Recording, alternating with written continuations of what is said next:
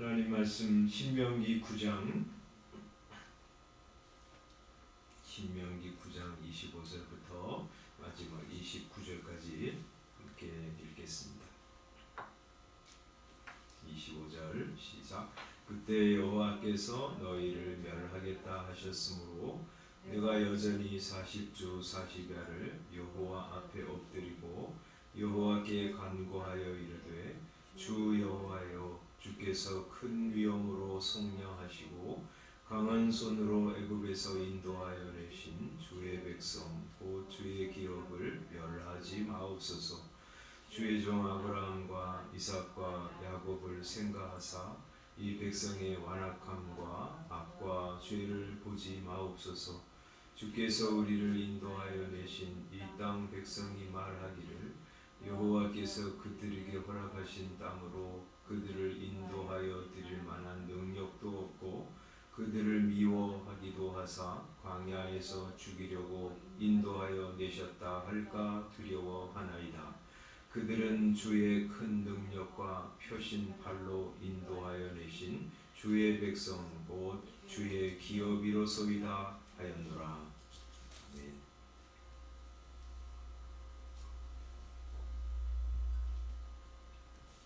금요일날 신명기 9장 1절부터 24절까지를 보았는데 가나안 땅에 들어가서 우리가 잘 믿고 잘 살았기 때문에 하나님께서 이 땅을 우리에게 주셨다 하는 유혹, 그런 유혹 진짜 유혹이다. 그건 잘못된 생각이다. 오해다. 착각이다. 왜냐하면 너희는 애굽에서 나올 때부터 지금까지 끊임없이 여호와 하나님을 거역한 존재, 죄 많은 존재이기 때문이다. 그런 말씀을 이제 하셨어요, 모세가. 그래서 이제 그것을 말하면서 여기 7절에 이렇게 말씀하죠. 네가 애굽 땅에서 나오던 날부터 이곳에 이르기까지 늘 여호와를 거역하였다. 그러면서 어떤 사건들을 열거했어요. 호렙산에서 송아지를 만드는 사건, 또 22절에 보면 다베라에서 하나님을 원망한 사건, 마사에서 하나님을 물이 없다고 불평하고 원망한 사건, 기드로 다다와에서 먹을 것이 없다고 이 만나 지겨워 죽겠다고 그러면서 하나님을 원망한 사건을 회상하면서 너희는 끊임없이 여호와 하나님을 거역한 사람들이었다. 너희가 절대 잘 믿고 잘 살아서 너희를 하나님이 구원하신 것도 아니고 가나안 땅을 허락하신 것도 아니다 하는 말씀을 하셨어요. 그리고 이제 오늘 25절부터 29절 말씀까지에서는 그 중에서 특히 이제 이 호렙산에서 송아지 우상을 만들었을 때 모세가 이스라엘 백성들을 위해서 간구해서 용서받은 것을 상기시키고 있습니다. 25절에 보면 그때 여호와께서 너희를 멸하겠다 하셨다. 다 진멸하겠다고 하나님이 말씀하셨다는 것이죠. 여기 이제 14절에도 보면 하나님이 이렇게 말씀하세요. 보라, 이는 목이 곧은 백성이니라. 나를 막지 말아라. 내가 그들을 멸하여 그들의 이름을 천하에서 없애고 너를 그들보다 강대한 나라가 되게 하리라 하고 하나님이 모세에게 말씀하셨어.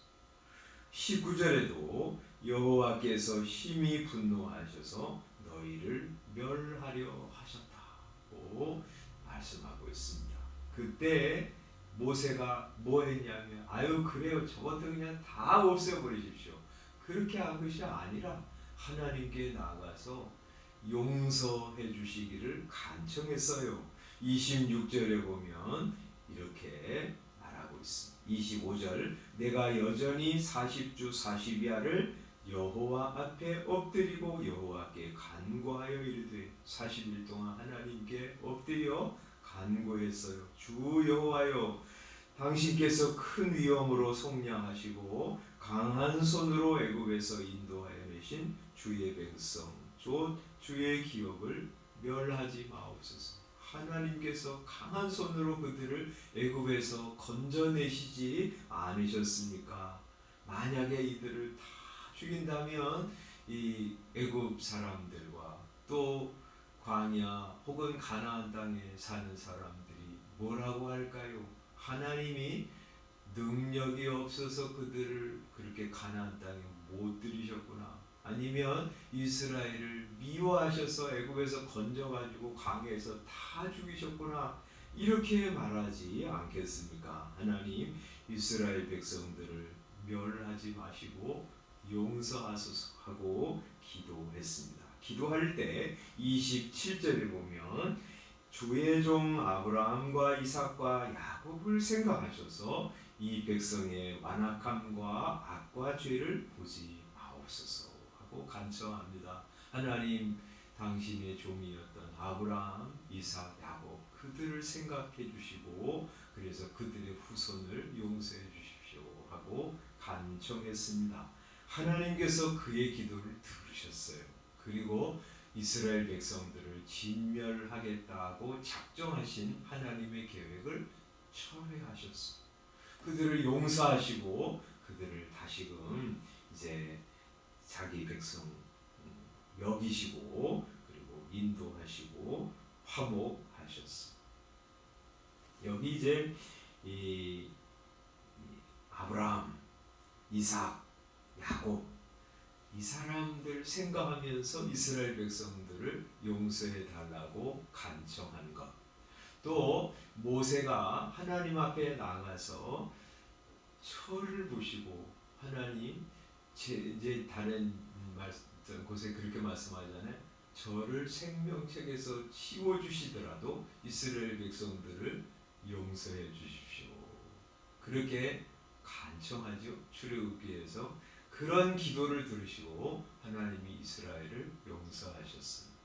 그러니까 아브라함, 이삭, 야곱 그리고 지금 이제 모세 이런 사람들은 그 시대에 중보의 역할을 감당한 사람이라고 할 수 있어요. 그죠? 그들 때문에 이스라엘을 용서해 주신 것. 아브라함과 이삭과 야곱을 생각하셔서 이스라엘을 용서하시고 모세의 어떤 생명을 건 기도를 들으시고 이스라엘 백성들을 사해 주신 것. 그 당시에 이 중보자 역할을 감당한 사람이라고 할 수 있어요. 이 중보자 역할은요, 이제 이 앞으로 진정한 중보자로 오실 예수 그리스도를 예표하는 당시의 일시적인 중보자 역할을 감당한 사람들이었어요. 그죠? 진정한 중보자로 오신 예수님께서는 우리와 똑같은 인성을 입고 세상에 오셨고요. 그분은 본래 하나님이셨잖아요. 그러니까 하나님과 사람 사이에 이 중보 역할을 감당하시려고 세상에 오신 것이죠. 그래서 우리가 지은 모든 죄를 담당하시고 죽으시고 부활하셔서 자신의 피 공로로 하나님을 완전히 만족하게 해드리셨어요. 그리고 자신의 피 공로를 가지고 사람들의 죄를 용서해달라고 간구하고 계시고요. 지금도 그렇게 하고 계십니다. 그래서 이 세상에 이제 유일한 중보자는 예수 그리스도 한 분이십니다. 디모데 전서에 보면 이제 그런 말씀을 하시거든요. 디모데 전서 2장이죠. 디모데 전서 2장에 보면 2장 5절에 보면 하나님은 한 분이시오 또 하나님과 사람 사이의 중보자도 한 분이시니 곧 사람이신 그리스도 예수라 이렇게 말씀하세요. 예수님은 유일한 중보자입니다. 이제요 다른 중보자는 없어요. 예수 그리스도만이 중보자이십니다. 그분은 자신이 완전하게 드린 단번의 제사를 통해서 하나님을 만족하게 해드렸고요. 하나님 앞에 나아갈 수 있는 새로운 살 길을 열어놓으셨고요. 그래서 예수 그리스도를 믿고 하나님 앞에 나아가는 모든 사람들 하나님이 자기 백성으로 삼으시고요. 그를 영접 기도하시고 받아주세요. 그리고 그렇게 구원받은 성도를 위해서 지금도 예수님은 기도하고 계세요. 그래서 로마서 8장에서 그런 말씀하죠. 로마서 8장 34절에 보면 누가 정죄하리요 죽으실 뿐 아니라 다시 살아나신 이는 그리스도 예수시니 그는 하나님 우편에 계신 자요 우리를 위하여 간구하시는 자시니라. 하나님 우편에 지금 계시고요 자신의 피공로를 의지해서 우리를 위해서 간구하고 계십니다. 우리가 주님 앞에 온 것 예수님께서 우리를 위하여 기도하셨기 때문입니다. 우리가 죄를 지을 때도 우리를 위하여 기도하고 계세요. 그래서 요한 1서 2장 1절에 보면 이 요한 사도는 이렇게 말씀합니다. 2장 1절 나의 자녀들아 내가 이것을 너희에게 쓰는 것은 너희로 죄를 범하지 않게 하려 함이라. 만일 누가 죄를 범하여도 아버지 앞에서 우리에게 대언자가 있으니 우리를 위해서 대신 말씀드리시는 중보자가 계세요. 그분은 의로우신 예수 그리스도이십니다. 그래서 우리가 죄를 지을 때요 우리 예수님이 우리를 위해서 기도하고 계신 거예요. 그래서 우리의 죄가 용서합니다. 우리가 죄 짓고 그릇된 길 갈 때 다시 돌아서는 것은 주님께서 우리를 위해서 기도하고 계셨기 때문에 그래요. 내가 머리가 좋아서 이러면 안 되지 하고 하나님께 돌아가는 것 그게 아니라요. 예수님이 우리를 위해서 간구하셨기 때문에 그래서 우리가 정신을 차리고 다시 돌아오는 거예요. 우리가 지금 여기까지 예수님 믿고 살아오게 된 것은 여러분이 괜찮은 사람이어서가 아니라 우리 주님께서 여러분을 위해서 늘 기도하고 계시기 때문에 그래요. 하나님 저 아이를 불쌍히 여겨주세요. 저 길 가면 안 돼요. 하나님 돌아오게 해주세요. 예수님이 그렇게 기도하시기 때문에 우리가 다시 돌아온 것이고요. 큰 절망스러운 일을 만나서 또 다시 일어난 것도요. 주님이 우리를 긍휼히 여기시기 때문에 긍휼히 여기시는 마음으로 기도하고 계시기 때문에 그래요. 하루하루 살아가는 것은요. 주님의 은혜이고 예수님께서 우리를 위하여 지금도 기도하고 계시기 때문에 그래요. 유일한 중보자인 그분께서 지금도 하나님 우편에서 한 사람 한 사람 자기 백성인 우리를 위해서 기도하고 계시기 때문에 우리가 믿음 잃지 않고 세상에 휩쓸리지 않고 믿음 가지고 살아가고 있는 것이고요. 막다른 골목, 절망스러운 상황, 자기를 학대하고 내 인생을 포기하고 싶을 때도 우리 다시 일어나서 의인은 7번 넘어질지라도 다시 일어난다 말씀하시잖아요. 그렇게 되는 것은요. 자동적으로 되는 것이 아니라 예수님께서 지금도 우리를 위하여 기도하고 계시기 때문에 그래요. 오늘도 말이죠. 우리 주님이 우리 기여하시고 우리를 위해서 기도하시는 거예요. 그거 기억하면서 나를 위해서 기도하고 계신 예수님. 우리 이제 사람들 간에도 그러잖아요. 우리 기도 요청을 하잖아요. 기도 좀 해줘.